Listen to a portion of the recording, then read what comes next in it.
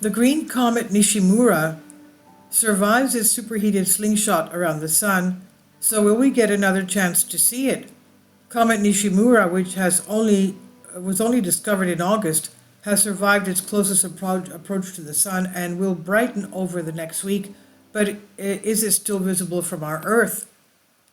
A recently discovered green comet named Nishimura survived its close encounter with the sun and began its journey back into outer reaches of space of our solar system.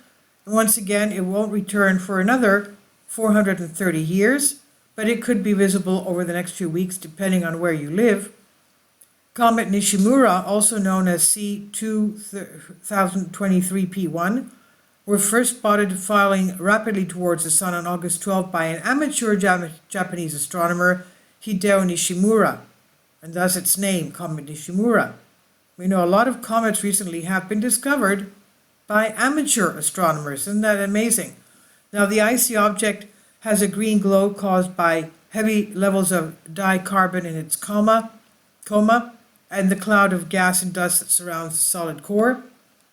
The comet's trajectory initially suggested that it may have been a potential interstellar object like Umama or Comet Borisov, but that was making its first and final trip through the solar system. However, further observation revealed that it actually has an extremely elliptical orbit, which only brings it into the inner solar system every 430 years, before slingshotting around the sun, returning to the Oort cloud, a reservoir of comets and their other icy objects beyond the orbit of Neptune.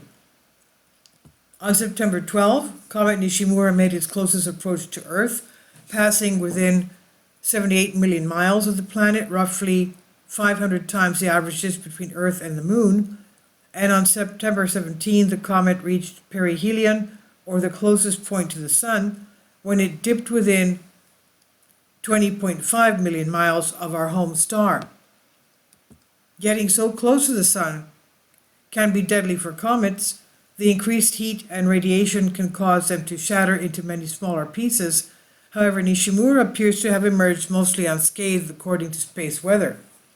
And as Comet Nishimura moves away from the sun and slightly towards Earth, it will become fractionally brighter as more light reflects off its coma, which will have grown slightly from its brush with the sun. But this does not necessarily mean we will be able to see it any better. The comet's trajectory in close proximity to the sun will only make it visible near the horizon shortly before sunrise or shortly after sunset, as it's also much dimmer than it was in its approach to Earth, when it became clearly visible to the naked eye. And as a result, you need strong telescope or specialized astrophotography equipment to catch a decent sight of the comet. Astrophotographer Peter Horlick captured a blurry spot of the comet on September 17 above Slovakia's Mount Lisa, shortly after the sun reached its closest point to the sun. The comet reached its closest point to the sun. However, he could not see the comet without his equipment. And if you live in Australia now, your chances of being able to catch a glimpse of Nishimura with your own eyes are slightly better over the next week.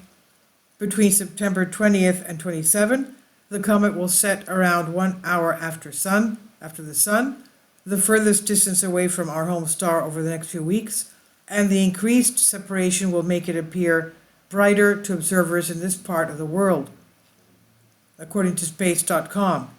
However, the rest of us may still get another chance to spot the comet later in the year, or perhaps some scattered bits of it. Some experts believe Nishimura could potentially be the source of the annual Sigma Hybrids meteor shower, a minor shower that peaks annually in early December, according to the astronomy news site EarthSky. And if this is the case, then Nishimura's passing could cause this year's shower to be much more active and visually stunning than normal. Further observation in December could help confirm or disprove this theory. Now, this is by Live Science. Harry Baker, please leave your comments. Thank you for your support. Please support my Patreon account. The daily posts are 5 videos daily, and they are totally different from what I have on my YouTube channel.